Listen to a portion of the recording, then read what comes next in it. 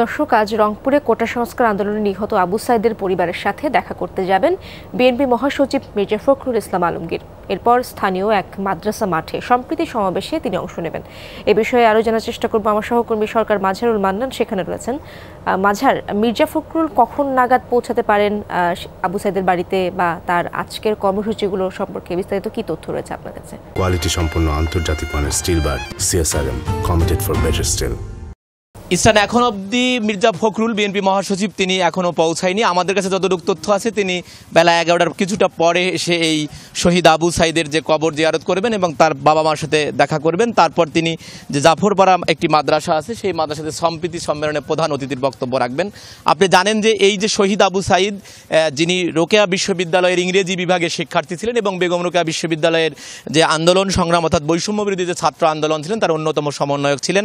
তিনি পুলিশের সামনে বুক শটান করে হাত উঁচিয়ে কিন্তু যে মৃত্যুকে আলিঙ্গন করেছিলেন, সেটি কিন্তু এই কোটা বৈষম্য বিরোধী যে আন্দোলন, আজকের যে 5ই আগস্ট অর্থাৎ রূপান্তরের যে বাংলাদেশের কথা বলা হয়, নতুন বাংলাদেশের কথা যে বলা হচ্ছে, দ্বিতীয় যে স্বাধীনতার কথা বলা হচ্ছে, সেটি কিন্তু তাকে ঘিরেই আবর্তিত হয়েছে এবং সেখানে তিনি গুরুত্বপূর্ণ বক্তব্য রাখবেন। আমরা দেখেছি যে সম্প্রীতি সমাবেশের যে স্লোগান দেয়া হয়েছে, ধর্ম বর্ণ নয় সবাই আমরা বাংলাদেশি, এ ধরনের একটি স্লোগান দিয়ে আজকের এই সম্প্রীতি সমাবেশে আহ্বান করা হয়েছে এবং সেখানে মির্জা ফখরুল বক্তব্য রাখবেন। একই সাথে বেলা 1টার দিকে আমাদের কাছে যে তথ্য আছে যে জোনায়েদ সাকি তিনিও আসবেন। এছাড়াও এই মুহূর্তে আরও অনেক রাজনৈতিক নেতৃবৃন্দ সহ বিভিন্ন শ্রেণী পেশার মানুষ তার কবর জিয়ারত করছেন।